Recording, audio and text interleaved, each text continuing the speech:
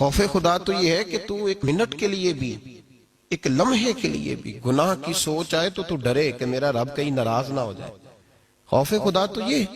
حضرت سیدنا عثمان غنی رضی اللہ تعالیٰ عنہ اکیلے تنہائی میں اپنے واش روم کے اندر غسل کرتے تھے تو پھر بھی کپڑے پہن کے، تو ایک شخص نے کہا حضور اندر تو جائز ہے، بہت سارے لوگ بغیر کپڑوں کے غسل کرتے ہیں، تو آپ نہاتے وقت بھی کپڑے استعمال کرتے ہیں؟ تو فرمانے لگے جب میں باہر ہوتا ہوں تو بندوں سے شرماتا ہوں، اندر جاتا ہوں تو رب سے شرم آنے لگتی ہے۔ ہمارے ہاں لوگ خوش فہمی کا شکار، میرے جیسے بہت سارے لوگ اس خوش فہمی کا شکار ہیں کہ ہم بہت بڑے نوکر ہیں نبی پاک صلی اللہ علیہ وسلم کے دین۔ صبح سے شام تک ہم اللہ اور اس کے رسول کا پیغام دیتے ہیں، ہم بڑے سفر کرتے ہیں، بڑی جد و جہد کرتے ہیں، ہم بڑا کچھ کرتے ہیں، ہم بڑے محنتی ہیں، ہم نے بڑا کردار ادا کیا۔ بھائی بڑی جلدی تو خوش فہمی کا شکار ہو گیا ہے۔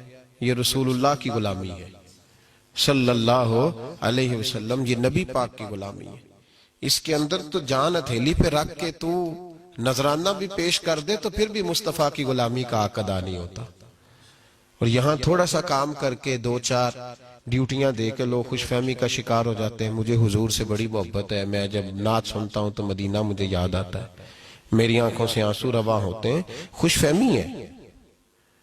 محبت رسول صلی اللہ علیہ وسلم جن لوگوں کے پاس تھی ان کے زاویہ نگاہ کچھ اور طرح کا تھا، ان کا طرز زندگی کچھ اور طرح کا تھا۔ حضرت ابو بکر صدیق رضی اللہ تعالیٰ عنہ کے وصال کا وقت آیا تو حضرت عائشہ صدیقہ سے فرمانے لگے بیٹی جس دن نبی پاک علیہ السلام کا وصال ہوا حضور نے کپڑے کس طرح کے پہنے تھے؟ عرض کی حضور ابا جی اسی طرح کے جس طرح کے آپ نے پہنے ہوئے۔ کہا حضور کس طرح لیٹے تھے؟ کہا اسی طرح جس طرح آپ لیٹے۔ کہا نبی پاک صلی اللہ تعالی علیہ وسلم کے وصال کے دن کون سا تھا؟ کہا وہی دن ہے جو آج گزر رہا ہے۔ حضرت عائشہ رو پڑی اور کہنے لگی آپ یہ کیوں پوچھ رہے ہیں؟ فرمانے لگے زندگی حضور کے طریقے کے مطابق گزارنے کی کوشش کی ہے، دل کرتا ہے دنیا سے بھی اسی طریقے سے جاؤں جو میرے نبی کا پسندیدہ طریقہ ہے۔ معیار تو بناؤ نا یار، اتنی خوش فہمی۔ میں بڑا عاجز ہوں، میرے اندر بڑی عاجزی ہے۔ اگر ایک بندہ بھی تجھے اپنے سے کم تر نظر آتا ہے تو تیرے اندر عاجزی نہیں۔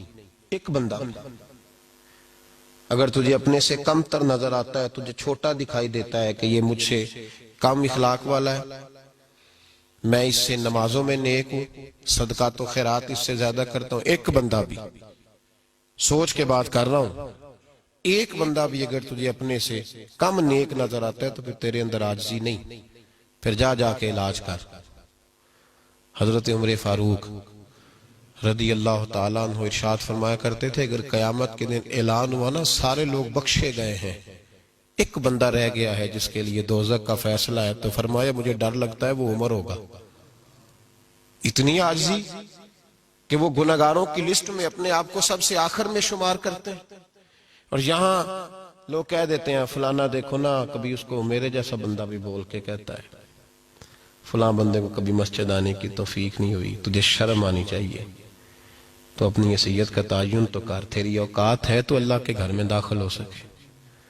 اس کی کرم نوازی نہیں کہ کروڑوں لوگوں میں چن کے تجھے اس نے سجدے کی توفیق عطا کر دی، تو طنز کرتا ہے کہ فلانا بے نمازی ہے۔ خوش فہمیاں روز کی بنیادوں پر، ہماری خوش فہمیاں روز کی بنیادوں پر بڑھتی چلی جا رہی۔